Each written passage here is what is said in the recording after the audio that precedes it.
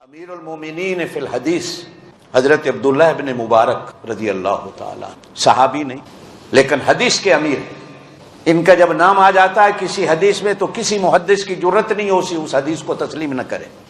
یہ مجھے اکڑ کے چلنے پہ ایک بات یاد آئی، فرماتے ہیں کہ حج کر کے میں اپنی اونٹنی پہ اپنے ملک شام کو جا رہا تھا کہ راستے میں نے ایک جھلی سی کملی سی بڑھیا دیکھی، صحرا میں ڈیزرٹ میں پیدل چل رہی ہے بیچاری، تو مجھے ترس بھی آیا اور خیال بھی آیا، تو میں نے اس سے کہا السلام علیکم ورحمۃ اللہ، تو اس نے جواب میں مجھے کہا سلام قولا من رب الرحیم۔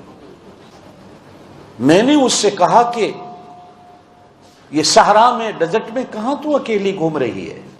تو کہنے لگی من یضلل اللہ فلا ہادی لہ، کہ جو راستہ بھول جائے تو اللہ کے سوا اس کو راستہ بتانے والا کوئی نہیں ہوتا۔ میں سمجھ گیا کہ یہ بھولی بسری ہے۔ میں نے اس سے پوچھا اپنی زبان میں کتنے دن ہو گئے تجھے؟ کہنے لگی ثلاث لیال سویہ، 3 راتیں ہو گئی کہ میں اپنے قافلے سے بچھڑ گئی۔ تو میں نے اس سے پوچھا کہ کھانا پینا؟ کہنے لگی ہوا یطعمنی ویسقین، وہ مجھے کھلاتا بھی ہے پلاتا بھی ہے۔ میں نے اس سے کہا تیرے پاس پانی نہیں تو نماز کیسے پڑھتی؟ تو کہنے لگی اللہ قرآن میں کہتے ہیں فلم تجدوا ماء فتیمموا، جب پانی نہ ملے تو تیمم کر۔ میں سمجھ گیا کہ یہ مجھے کہہ رہی ہے میں تیمم سے نماز، یعنی جو سوال کرتا ہوں میں قرآن سے جواب دیتی۔ میں نے اپنی زندگی میں ایسی عورت نہیں دیکھی۔ میں نے اس سے کہا کہ وضو کیسے کرتی ہے؟ کہتی فلم تجدوا ماء فتیمموا، پانی نہ ملے تو وہ تیمم کر لیتی۔ میں نے اس سے کہا کہ میرے پاس کچھ کھانا پینا ہے، 3 دن سے تو نے کچھ نہیں کھایا تو میں پیش کروں؟ تو پھر قرآن پڑھ کے کہتی ہے کہ مجھے روزہ ہے، ثم اتم الصیام الی اللیل، جب تک شام نہیں ہوگی میں کچھ نہیں کھاؤں گی، مجھے روزہ ہے۔ تو میں نے اس سے کہا کہ سفر میں روزہ، تو پھر قرآن پڑھ کے جواب دیتی ہے فمن تطوع خیرا فہو خیر اللہ، نفلی روزہ ہے میرا۔ تو میں نے کہا سفر میں تو فرضی روزہ جائز نہیں، تو نفلی روزہ رکھ رہی ہے؟ تو کہتی ہے اللہ قرآن میں کہتے ہیں وَأَن تَصُومُوا خَيْرٌ لَكُمْ إِن كُنتُمْ تَعْلَمُونَ، اگر تمہیں روزے کے اجر کا پتہ چل جائے تو پھر تم سفر میں بھی روزہ رکھنے کو تیار ہو جاؤ۔ تمہیں کیا پتہ روزے کا اجر کیا ہے؟ میں نے اس سے کہا کہ تم میری طرح بات کیوں نہیں کرتی جس طرح میں کر رہا ہوں؟ تو پھر آگے سے قرآن پڑھ کے جواب دیتی ہے کہ ما یلفظ من قول الا لدیہ رقیب عتید، کہ تمہاری زبان سے کوئی ایک لفظ ایسا نہیں نکلتا ہے لکھنے والا فرشتہ فوراً لکھ لیتا۔ اب میں نے اس سے پوچھا تو کہاں سے آ رہی ہے، کہاں جانا ہے؟ تو پھر قرآن پڑھ کے کہتی ہے سبحان الذی اسریٰ بعبدہ لیلا من المسجد الحرام الی المسجد الاقصی۔ میں سمجھ گیا کہ یہ حج کر کے آ رہی ہے اور ملک شام کی طرف جا رہی ہے اور یہ قرآن کے سوا کوئی بات ہی نہیں کرتی۔ اب میں نے اس سے کہا کہ میری اونٹنی ہے اس پہ بیٹھ جاؤ، تو دعا دے کے کہنے لگی وما تفعلوا من خیر یعلمہ اللہ، اگر کوئی کسی کے ساتھ نیکی کر دے تو اللہ اس کا بھلا کرے، اللہ اس کا بدلہ دے گا، اللہ جانتا ہے، چلو دے دو سواری میں بیٹھ جاتی۔ اب جب میں نے اونٹنی اس کے لیے بٹھائی تو اونٹنی جیسے سواری کو بٹھاتے وقت ہلتی جلتی ہے، اونٹنی بھاگ کھڑی ہوئی، وہ بیچاری گر گئی۔ جیسے یہ گری تو زبان سے کہتی ہے وما اصابکم من مصیبت فبما کسبت ایدیکم، یہ مصیبت اللہ کی طرف سے آئی ہے، اس میں نہ تیرا قصور نہ میرا قصور نہ اونٹنی کا قصور، اونٹنی کو ڈانٹ نہیں ہے، اللہ کی طرف سے آیا، جو بھی مصیبت آتی ہے وہ اللہ کی طرف۔ اب میں نے اونٹنی کو پھر بٹھا کر باندھ کر اس کو بٹھانا چاہا تو پھر قرآن پڑھ کے مجھے کہتی ہے کہ اللہ قرآن میں کہتے ہیں قل للمؤمنین یغضوا من ابصارہم، کہ ایمان والے مردوں سے کہہ دو کہ عورتیں سامنے آ جائیں تو اپنے نگاہوں کو جھکا لیں، نگاہوں کو جھکاؤ تاکہ تیری نگاہ میرے چہرے پر نہ پڑے، میرے کپڑے پھٹ گئے ہیں۔ اب میں نے اس کو اونٹنی پہ بٹھایا تو اب میں وہ بات مجھے جو یاد آئی تو میں اونٹنی کو بھگانے لگا تیز تیز کہ کہیں راستے میں اس کا قافلہ مل جائے جس سے یہ بچھڑی ہوئی ہے۔ تو اونٹنی جو تیز چلی تو اونٹنی پہ بیٹھی بیٹھی کہتی ہے وقصد فی مشیک وغضض من، ہولے چلا ہولے چلا، اللہ کہتے ہیں کہ ہولے ہولے چلو، میں نے ہولے چلائی۔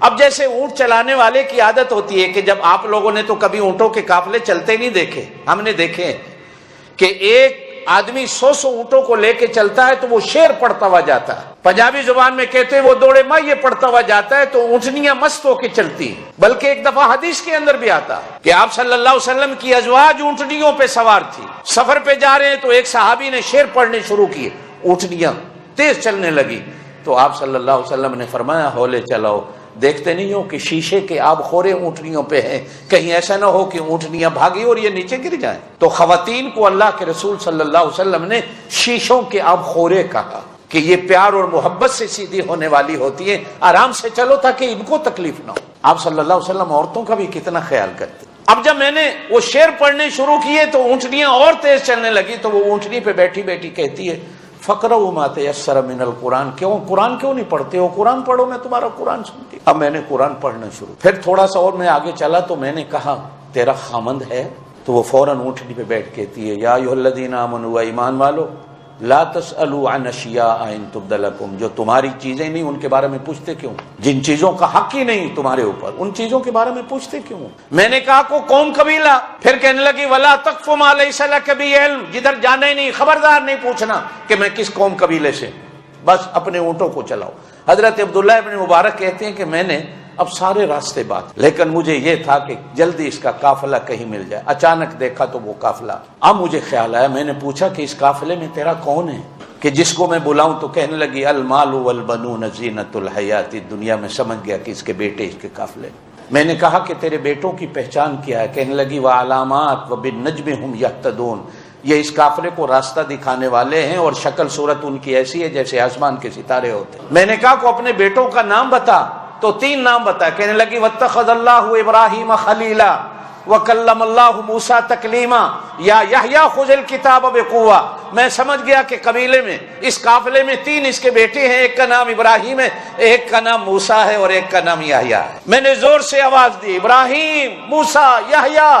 دیکھا تو 3 نوجوان آسمان کو ستاروں کی طرح بھاگتے ہوئے روشن چہرے والے میرے پاس آئے۔